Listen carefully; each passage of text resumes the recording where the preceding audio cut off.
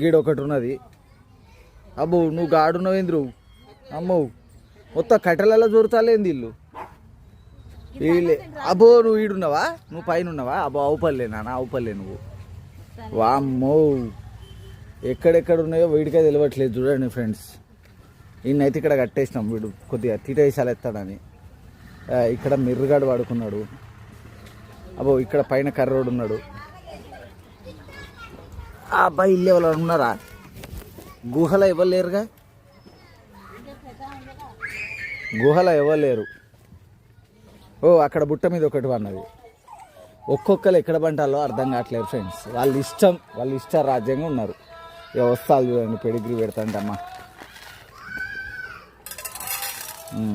వాళ్ళు ఇష్టం ఏడ పడితే ఆడ వంటాలు చూడండి. ఇప్పుడు అవపడతారు అందరు ఏడేడ వంటాలో వాళ్ళకే తెలియదు.